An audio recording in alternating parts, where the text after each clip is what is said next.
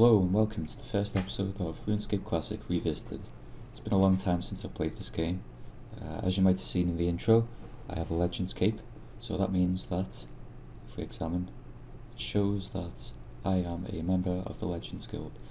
Legends quest was the final quest added to RuneScape Classic before the release of RS2, so it does mean that I have all the quest points, which adds up to 112. So I won't be doing any walkthroughs of quests. I have some other accounts with Classic Access which I could show you them on, but it's not really the focus of this series. So the inspiration for this series came from the YouTuber A Friend, who uploaded a couple of videos of his adventures into RuneScape Classic, showing some of the weird differences between it and RuneScape 2. The idea of the series is to follow me on my return to the game. Just because I've completed the Legends quest doesn't mean I've completed the game. There's still plenty of goals that I want to achieve. So I'm going to chronicle my progress towards achieving those goals, and we'll get to take a look into the weird and wonderful world of RuneScape Classic. Here's a quick look at my stats. I'm not going to pay attention to those for now. We'll talk about them at the end of the video. Okay, so when I logged in, I was geared to go to Red Dragons, so that's what I did. Here's me by the entrance to West Ardy, pulling the lever to get to level 50-ish wilderness. Yep, level 50. I was a bit worried at this point because I was just a trainer and I saw some guys talking about going PKing. Hopefully they must have went to a different world or decided against it because I didn't run into anyone. So here's me going through the members gate and trying to remember how to get to Red Dragon Isle. After checking the world map, then I got lost. Here's me walking past the spider's hut with the sapphire spawn. Ended up in a fight with this spider. In RuneScape Classic, it's beneficial to switch between the different attack styles in combat because it gives you an invisible +3 or +1 if you're on controlled boost on top of the stat. So it's like being potted up an extra 3 levels. Okay, so then I got even more lost. Ended up on the complete wrong side of the wilderness, fighting with this spider. Eventually we managed to kill it and found our way to the Red Dragon Isle. So I've got my lucky medium helmet with me. Don't really need any defense bonuses here because I'm just going to be using prayer against the dragons. The helmet's sort of a lucky charm. It's the first rune drop that I got from a monster. Got it from one of the lesser demons, I think, underneath the Karamja volcano. So, as you can see, prayer flicking does work in RuneScape Classic.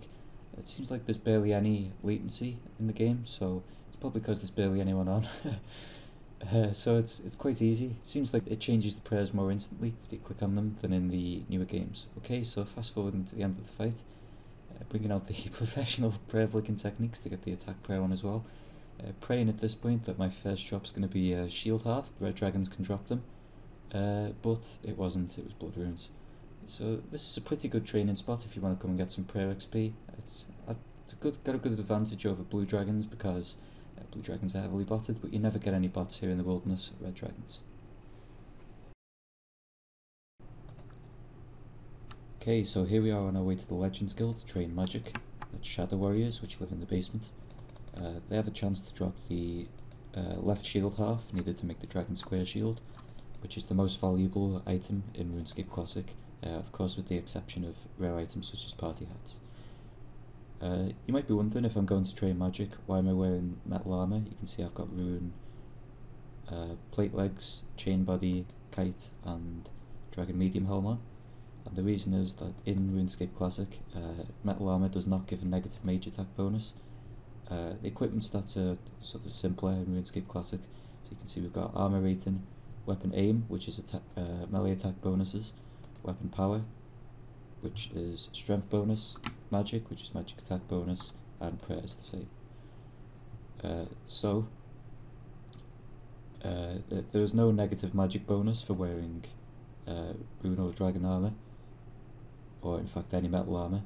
I've switched out the Legends cape for a Saradman cape from the Mage Arena for the magic bonus there.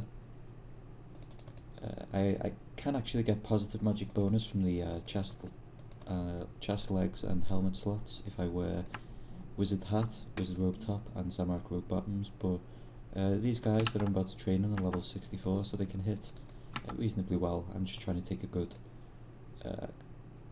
compromise between defense and magic bonus. I don't want to have to go and bag for food every other kill. Okay, we'll just let this guy attack me with melee combat for now while I go through the rest of the stats of the equipment. So I've switched out the glory for an amulet of magic for extra mage bonus. We've got chaos gauntlets for the damage boost to bolt spells, and an enchanted battle staff of air to give me air runes. Now, you might have wondered what's the deal with all in RuneScape 2 and 3. There's all these sort of types of battle staffs that seem fairly useless because you're never going to use the melee stats in combat anyway. Well, as you can see in RuneScape Classic, when you're in melee combat you can cast spells at the same time. You can see both sets of hit splits appearing. So, in other words, while I'm training magic, I can also train strength a little bit, which is very helpful. So you can actually train, for example, if I was to put this onto controlled, I'd be training attack, strength, defense, HP and magic all at the same time, and potentially prayer if I bury these bones. So it's pretty useful.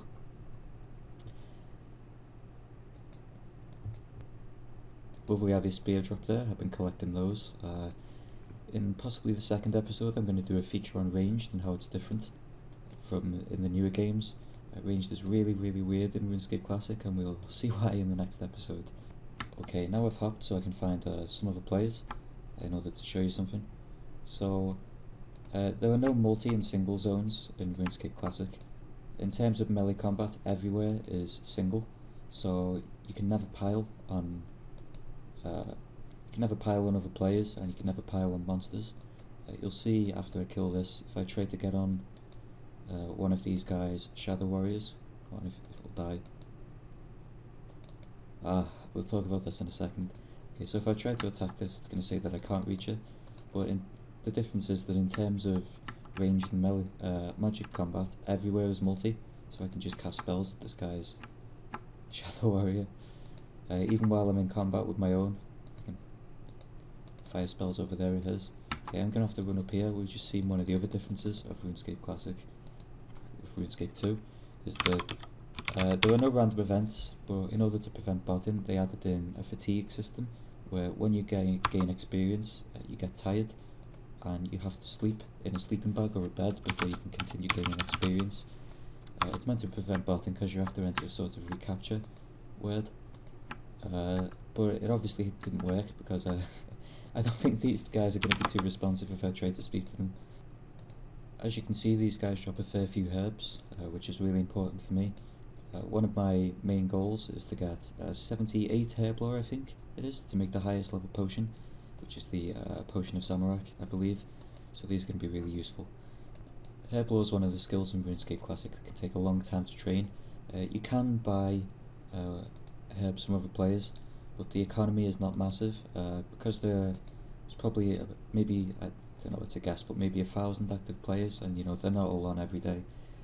So if you want to buy something, it's not like in the modern games where obviously there's no grand exchange, and people do advertise buying and selling things on the official forums and also some unofficial forums, but it's more like it's not like someone's going to PM you within 5 minutes, you know, with an offer to sell you the herbs or second ingredients that you need. If you want to buy something, it's probably going to take a few days to set up a deal. So while it is possible to trade for herb lore ingredients, it can be quite hard to find a trade, and it can also be quite expensive. So a big part of the game, especially for training herb lore, is collecting the supplies that you need yourself. So this means doing a lot of combat, for example going to Chaos Druids, and it's almost like setting yourself Slayer tasks, because say if I need to get, I find I've got a bunch of un-ID'd Howlanders, is it, in the bank, and I need some Limpwort roots. I'm going to be heading out to Hill Giants, killing a bunch of those. I'll end up getting a bunch of prayer XP. Quite a lot of my prayer XP came from Hill Giants. Another secondary ingredient, if you need snake grass, you're going to be going to the Hobgoblin Peninsula, where you can kill the hobgoblins as you collect the grass. So it's sort of like having Slayer tasks in that sense. Since I've started playing RuneScape Classic, Iron Man accounts have become popular, where you're not allowed to trade with other players and you have to collect everything for yourself. Although in RuneScape Classic it is possible to trade with other players, these trades can be few and far between, and collecting ingredients for yourself is a big part of the game. So I stuck around at Shadow Warriors for a while, and soon enough I advanced one magic level. So this put me at level 65.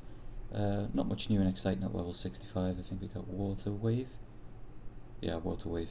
So that puts me one level closer to my goal of 80 magic. Okay, so just taking a quick look at the first tab of my bank. I don't want to do a full bank video at the moment just because I think it'd be really boring, but I want to take a look at these herbs. So, as you probably guessed, this is my guam leaf pile. The reason I've got so many is the Eyes of Newt are really hard to come by. You have to walk to and from the shop, shuffling at the South Park pace. You can only carry 29 at a time because you have to have the coins in another slot. There's actually 30 inventory slots in RuneScape Classic. It's a 6x5 grid instead of 4x7, but that's usually offset by you have to keep your gear in your inventory when it's equipped. It doesn't go into separate item slot screen. Okay, so looking at these herbs. Okay, so the reason I've got loads of guams is because I want to use my Eyes of Newt with my irit leaves instead. I actually have a little book where I've noted down what these are. So first stack is irit, then we get Rana, got quite a few of those building up. That'll be some nice XP when I get around to collecting some snapegrass. Maruntills, guams, Taramin.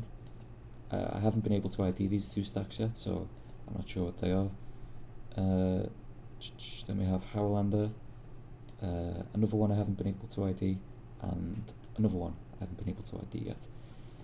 So building up a bit of herb experience. I'm going to wait a while, I think, until I use these, let them build up a bit so I get more levels at once. You know, it seems like I'm actually getting somewhere with herb lore, because it does take quite a while to train. You can see I've got a nice little stash of limpware roots from when I was training melee and prayer at hill giants to get the big bones. So, like I said, herb lore is one of my big goals. I want to work on getting that to 78. I think that's going to take quite a long time, but it's something that I can work on while I'm completing other goals, and we'll get there eventually. Okay, so while I was editing this, I noticed I forgot to mention the main reason that you're not going to be trading other players for herb supplies in RuneScape Classic, and that's because you can't just note any item like you can in RuneScape 2 and 3. There are some items you can exchange for certificates in order to stack large amounts in one inventory slot for trading, but with the exception of limpware roots, herbs and herb lore ingredients, secondary ingredients are not included in these. So in order to trade, you'd have to manually fill your inventory full of, I guess if you got money as well, it's going to be 29 items at a time. So if I want to buy unID'd herbs, I'm going to have to trade them 29 at a time. I'm going to be stood there trading for hours to get any significant amount. RSC fact of the week. Okay, so RSC fact of the week is that there is no jewelry in it. Doesn't matter where you are in the game, you can just walk up to another player and right click them, like so, and you can challenge them to a duel. So I got Lita, or Lita, I'm not sure how to pronounce it, player who helped me out a lot when I started, to come and stake me 50 GP. She actually accidentally scammed me here by not putting up her money, but I accepted anyway in the interest of good sport. Okay, so 50 GP is serious business. The stakes are high, so I jump straight onto the straight on the prayers, start switching between accurate and defensive. Sped up the action here. 70 defense is really doing the work, so there's a lot of zeros in this fight, but every hit that I did land was pretty near my unparted max with the dragon sword. So nice 18 there, so I'm getting pretty excited, and unexpectedly I managed to win the fight. So you can see Gnome is got there chipping him with the flame. He says one owned, but you gotta be respectful, so I bury the bones. Headed down to Lumbridge to get some prayer, and we decided to have a rematch so she could actually stake me the 50 GP. So I steeled myself, wiped the sweat off my palms, put up our money, and went for another round. Straight away I fucked up putting the prayers on, and started switching the attack styles wrong because I was looking at her instead of me. So this was going terrible. I was getting completely annihilated, not hitting anything. So I've got my fingers and toes crossed for a comeback. Just managed to hang on here. Nice 18 there. Just waiting on a big hit that could bring me back in it. Didn't bring out the axe because it was better to have the attack bonus, but it didn't happen, and I got sent to Lumbridge.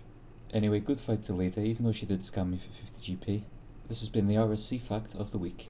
RSC fact of the week. So here we are doing some bank standing. Here are my stats as they stand at the end of episode 1. I said that I was going to talk about the goals at the end of the video, so I think I best lay down some goals for this series. So like I mentioned before, the primary aim, maybe the biggest goal that I have, is to or the one that I anticipate the most difficulty with is going to be getting 78 Airblur in order to make the Potion of Zamorak. I hope that's the right one, the highest level. So that's going to lead me to do a lot of melee training. So I'm not going to set melee goals as such. I think they're just going to go up by themselves as I strive to get these the herb supplies. Let's see, so magic, I want to get to level 80 so I can cast all of the spells. I have quite a lot of chaos rings in the bank that are going to help me get there, or at least close to the level, but what I don't have are the fire runes needed, so I need to find someone to sell me fire runes. That's going to be a task in itself. Woodcutting's 57, I guess I could get 60 to cut down some yew trees just because I'm close, but that's not really a primary aim. Crafting, I'll probably never train again. In order to train crafting in RuneScape Classic, unless you have billions of GP and someone who's going to continuously play with battle staffs, then it's just training by spinning flax. There's no spin X, you have to click every flax individually on the spinning wheel. So that's why if I look in my bank, in order to get the 50 crafting requirements for legends, you'll see that I have in my first tab 8,354 bowstring. This was hell. I think it gave me RSI in my hand, so I'm probably not going to train crafting anymore. I'm happy for that to stay at 51. Smithing, I'd like to get to level 60 because I'm sort of clinging on to the idea that I'm going to get a shield left half drop at some point. I'd be absolutely made up if I did, and I'm not going to trust anyone else to make it into a shield. So I think it's a good idea to get 60 smithing in order to make my own shield. I feel sort of accomplished. Agility, this is sort of related to the Hairblood goal. I'd like to get this up to level 67, I think, because then I can access all the areas in the Yanil Agility dungeon, and I'll be able to defeat Salah and the Twisted to get a Sinister Key, open the Sinister Chest and get some Tourstals, which I need to make Potion of Zamorak, I think. Thieving I'm not too bothered about. I guess that's quite a lot of goals for now. I'll probably come up with more, remember things that I was doing as the series goes on. I'll keep you updated on those. Ranged is another goal. I don't have a specific skill level in mind that I'd like to get to, but I'd definitely like to keep training that, just because it's really interesting, and ranged is going to be the topic, the main topic for the next episode. So stay tuned, I'll see you next time. Hey, it's me again. If you have anything you really want to see in the next episode, or any questions you want to ask, feel free to let me know in the comments section below. Okay, I'll see you in the next episode, which will be a ranged special.